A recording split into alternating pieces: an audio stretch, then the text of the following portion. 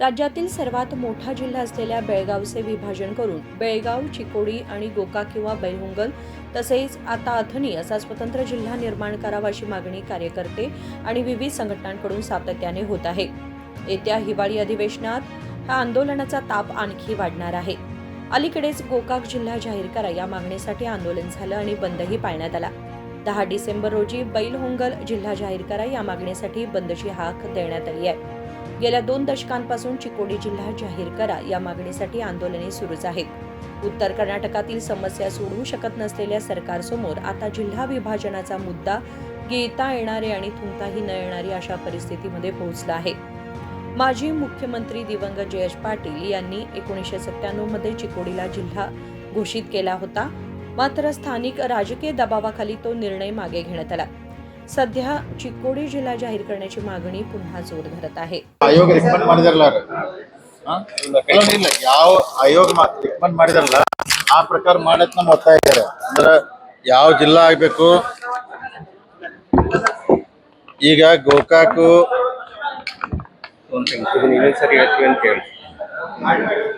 ಅಲ್ಲಲ್ಲ ಈಗ ನೋಡ್ರಿ ಹೇರಲ್ಲ ಗೋಕಾಕು ಚಿಕ್ಕೋಡಿ ಜಿಲ್ಲೆ ಆಗ್ಬೇಕಂತ ಆಯೋಗ ಏನ್ ರೆಕಮೆಂಡ್ ಮಾಡಿದಲ್ಲ ಆಯೋಗ ಪ್ರಕಾರ ಮಾಡಿ ಅಂತ ಹೇಳ್ತಾ ಇದೀವಿ. ಯಾಕಂದ್ರ ಈಗ 15 ತಾಲೂಕು ಆಗಿಬಿಟ್ಟಿವಿ. ಈಗ ಅಂದ್ರೆ ಒಂದೊಂದು ಜಿಲ್ಲೆಗೆ ಆದ್ರೆ 5 ತಾಲೂಕು ಬರ್ತಾವ ಆಗ್ಬೇಕು. ಯಾಕಂದ್ರೆ ಆಡಳಿತ ದೃಷ್ಟಿಯಿಂದ ಮಂದಿಗೆ, ಯಾಕಂದ್ರೆ ಬೆಳಗಾವ್ ರೀ ಖಾನಾಪುರ ಸ್ಟಾರ್ಟ್ ಮಾಡಿ ಅತನಿ ತಕ 200 ಕಿಲೋಮೀಟರ್ ಮೇಲ್ಪಟ್ಟ ದೂರ ಇದೆ. ಅದಕ್ಕೆ ಸಾರ್ವಜನಿಕ ತೊಂದರೆ ಆಗ್ತೈತಿ. ಯಾವ ಸರ್ಕಾರಕ್ಕೆ ಆಯೋಗ ರೆಕಮೆಂಡ್ ಮಾಡಿದಲ್ಲ ಕಾನೂನು ಪ್ರಕಾರ ಅವ್ನ್ ಮಾಡ್ಬೇಕಂದ್ರೆ ಚಿಕ್ಕೋಡಿ ಗೋಕಾಕ್ ಫಿಟ್ ಆಗ್ತೈತಿ ಮಾಡತ್ತೇಳಿ ಒತ್ತಾಯ ಇದೆ. ಜನನೂ ಇವತ್ತು ಸ್ಟ್ರೈಕ್ ಮಾಡಿದ್ರೆ ನಮ್ ಗೋಕಾಕ್ ಅಲ್ರಿ. ಸೊ ನಾವು ಎಲ್ಲ ಸಪೋರ್ಟ್ ಮಾಡಿದ್ವಿ. ಆದಷ್ಟು ಬೇಗನೆ ಗೌರ್ಮೆಂಟ್ ಡಿಸಿಷನ್ ತೊಂದ್ರೆ ಒಳ್ಳೇದಾಗ್ತೈತ್ರಿ.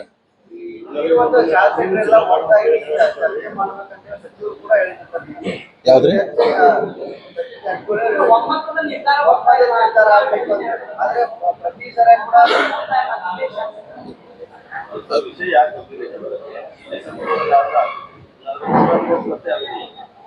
ಈಗ ಅದ ಏನಿಲ್ಲ ರೀ, ಜಿಲ್ಲಾ ಎಲ್ಲಾ ಶಾಸಕರಿಗೆ ಅಂದ್ರೆ ಬೈಲೊಂಗಲ್ ಒಂದು ವಿಚಾರ ಬೇರೆ ಬರ್ತೈತಿ, ಅತನಿದ ಒಂದು ವಿಚಾರ ಬೇರೆ ಇದೆ. ಅದಕ್ಕೆ ಎಲ್ಲಾರು ಕೂಡಿ ವಿಶ್ವಾಸದಾಗ ಬಂದ್ ಬಿಟ್ರೆ ಈಸಿಯಾಗಿ ಮುಗಿತೈತಿ ಅದು. ಅದಕ್ಕಿನ್ನೆಲ್ಲ ಇಬ್ಬರು ಸಚಿವರು ಅದಾರ ಜಿಲ್ಲಾದಾಗ, ಅವ್ರೆಲ್ಲಾರನು ಕೂಡಿಸ್ಬೇಕು ಮಾಡ್ಬೇಕು. ನಮಗ್ ಗೋಕಾಕ್ ಜಿಲ್ಲಾ ಆಗೋದು ನಮ್ದು ಒತ್ತಾಯ ಇರ್ತೈತಿ. ನಮ್ ತಾಲೂಕ ನಮ್ ಜಿಲ್ಲೆ ಆಗೋದು ನಮ್ದು ಒತ್ತಾಯ ಇದೆ. ಮತ್ತೆ ಅದಕ್ಕೆ ಆಯೋಗ ರೆಕಮೆಂಡ್ ಮಾಡಿದೆ, ಅದ್ರ ಪ್ರಕಾರ ಮಾಡಿದ್ರೆ ಸೂಕ್ತ ಅಂತ ನನ್ನ ಅಭಿಪ್ರಾಯ ರೀ.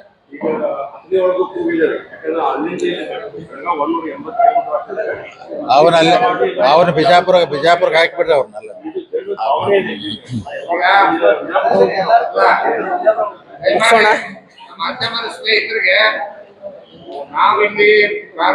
ನಮ್ಮ ಅಥಣಿ ತಾಲೂಕು ಬೆಳಗಾವಿ ಜಿಲ್ಲೆ, ನಮ್ಮ ಅಥಣಿ ತಾಲೂಕು ತೆಲಸಂಗ ಬಿಜಾಪುರ ಬೌಂಡ್ರಿ, ಕೊಟ್ಟಲ್ಗೆ ಬಿಜಾಪುರ ಬೌಂಡ್ರಿ, ಮಹಾರಾಷ್ಟ್ರ ಬೌಂಡ್ರಿ. ಅಲ್ಲಿಂದ ಬೆಳಗಾವಿ ಸುಮಾರು 180 ಕಿಲೋಮೀಟರ್. 180 ಕಿಲೋಮೀಟರ್ ಇದ್ದಾಗ ಸುಮಾರು ಆಡಳಿತಾತ್ಮಕವಾಗಿ ಆಫೀಷಿಯಲ್ ವರ್ಕ್ ಇದ್ದವ್ರು ಅಷ್ಟೇ ಬೆಳಗಾವಿ ನೋಡಿದ್ದಾರೆ.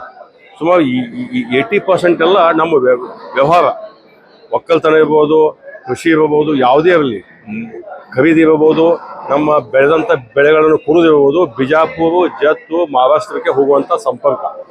ಇವತ್ತು ನಮ್ಮ ಅಥಣಿ ತಾಲೂಕಿನ ಜನರು ಕೂಗಿದೆ, ನಮಗೆ ಬೆಳಗಾವಿ ಬೇಡ, ನಮ್ಮ ಅಥಣಿಯನ್ನು ನಮ್ಮ ಜಿಲ್ಲಾ ಮಾಡ್ರಿ ಅನ್ನುವಂಥದ್ದು.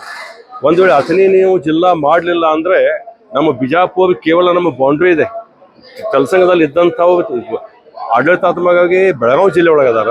ಅವ್ರ ಜಮೀನುಗಳೆಲ್ಲ ಚಿಕ್ಕೋಟ ಹದ್ದಿ ಒಳಗೆ ಬರ್ತಾವೆ, ಅಡವಾಡ ಹದ್ದಿ ಒಳಗೆ ಬರ್ತಾವೆ. ಅದಕ್ಕೆ ನಾವು ಬಿಜಾಪುರ ಹೋಗ್ತೀವಿ ಅನ್ನುವಂಥ ಕೂಗು ಭಾಳ ಸ್ಟ್ರಾಂಗ್ ಇದೆ. ನಾವು ನಮ್ಮ ಅಥಣಿ ಮತಕ್ಷೇತ್ರದ ಎಲ್ಲ ಏನು ಕಾರ್ಯಕರ್ತದಾರ ಬಾಂಧವರದಾರ, ಅದಕ್ಕೆ ನಾವು ಸಂಪೂರ್ಣವಾಗಿ ಬೆಂಬಲವನ್ನು ಒಬ್ಬ ಮಾಜಿ ಶಾಸಕನಾಗಿ ಕೊಡ್ತಾ ಇದ್ದೀವಿ. ಅದೇನಿಲ್ಲ, ನಾವು ಈ ಕಡೆ ಚಿಕ್ಕೋಡಿ ಆಗಲಿ ಗೋಕಾಕ್ ಆಗಲಿ ಅವ್ರು ಯಾವ ಥರ ಅವ್ರು ಮಾಡ್ತಾರೆ ಮಾಡಲಿ, ಅದಕ್ಕೆ ನಮ್ದು ಎರಡು ಮಾತಿಲ್ಲ. ಆದರೆ ನಮ್ಮ ಅಥಣಿ ಸಮಸ್ಯೆ ದೂರ ಇರೋದ್ರಿಂದ, ಈಗಾಗಲೇ ಹೇಳಿದೆ ನಾವು, ಸುಮಾರು 180 ಕಿಲೋಮೀಟರ್ ದೂರ ಇರೋದ್ರಿಂದ ಅಥಣಿನೂ ಕೂಡ ಜಿಲ್ಲಾ ಆಗಲಿಕ್ಕೆ ಭಾಳ ಯೋಗ್ಯ ಇದೆ.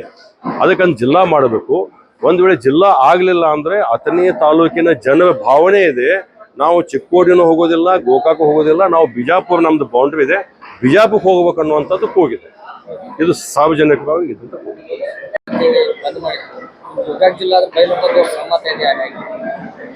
ನಾವು ಯಾವ ಜಿಲ್ಲಾ ಮಾಡಬಾರ್ದ ನಮ್ದಿಲ್ಲ. ನಮ್ದು ಮೊದಲೇ ಬೇಡಿಕೆ ಏನೈತೆ ಅಂದ್ರೆ ಬೆಳಗಾವಿ ಜಿಲ್ಲೆ ಅಖಂಡವಾಗಿರ್ಬೇಕು, ಯಾವುದು ಬೇರೆ ಬೇರೆ ಜಿಲ್ಲೆ ಆಗಬಾರ್ದು ಅನ್ನುವಂಥದ್ದು ನಮ್ಮ ಬೇಡಿಕೆ. ಆದ್ರೆ ಈಗ ಇವೆಲ್ಲ ಆಡಳಿತ ದೃಷ್ಟಿಯಿಂದ ಜಿಲ್ಲೆ ವಿಭಜನೆ ಆಗ್ಬೇಕಂದ್ರೆ ಉಪವಿಭಾಗ ಅದಕ್ಕೆ ಏನೈತಿಲ್ಲ ಆ ಸಿಸ್ಟಮ್ ಒಳಗೆ ಜಿಲ್ಲೆಗಳು ಆಗ್ಬೇಕಂದ್ರೆ ನಮ್ಮ ಬೈಲಹೊಂಗಲ್ ಉಪವಿಭಾಗ ಐತಿ ಇಲ್ಲ ಅದನ್ನ ಜಿಲ್ಲಾ ಆಗ್ಬೇಕನ್ನೋಂಥ ಬೇಡಿಕೆ. ನಾವು ಗೋಕಾಕ್ ಮಾಡಬೇಡ್ರಿ ಅದು ಮಾಡಬೇಡ್ರಿ ಅನ್ನಕ್ಕೆ ಬರೋದಿಲ್ಲ, ಆದರೆ ಬೈಲಹೊಂಗಲ್ ಮಾಡ್ರಿ ಅನ್ನೋಂಥದ್ದು ನಮ್ಮ ಬೇಡಿಕೆ. ಹಾಂ, ಚಿಕ್ಕೋಡಿ, ಬೈಲಹೊಂಗಲು ಮತ್ತು ಬೆಳಗಾವಿ ಗೋಕಾಕ್ ಅವ್ರು ಮಾಡ್ತಿದ್ರು ನಮ್ಮ 4 ಆಗಿ ನಮ್ಗೇನು ಪ್ರಶ್ನೆ. ಆದರೆ ನಮ್ಮದು ಬೈಲಹೊಂಗಲ್ ಉಪವಿಭಾಗ ಏನೈತಿಲ್ಲ ಮೊದಲಿಂದ ಬ್ರಿಟಿಷ್ ಕಾಲದಿಂದ ಬೈಲಹೊಂಗಲ್ ಉಪವಿಭಾಗ ಅಂತ ಕರೀತಾರೆ. EC ಆಫೀಸ್ ಇರಲಿ, DYSP ಆಫೀಸ್ ಇರಲಿ ಎಲ್ಲ ಅದಾವೆ. ಅದಕ್ಕೆ ಅಕಸ್ಮಾತ್ ಅದು ಜಿಲ್ಲಾ ಆಗಲಿಲ್ಲ ಅಂದ್ರೆ ಅವೆಲ್ಲ ನಮ್ಮ ಅಲ್ಲಿಂದ ಹೋಗ್ಬಿಡ್ತಾವೆ. ಅದಕ್ಕೆ ಮೊದಲಿಂದ ಏನೈತಿ ವ್ಯವಸ್ಥೆ ಐತಿ ಅದು ವ್ಯವಸ್ಥೆ ಕಂಟಿನ್ಯೂ ಆದ್ರೆ ನಮ್ದು ಅಂತ. Thank you. Krishna Kamble, KMM Marathi, Belgaum.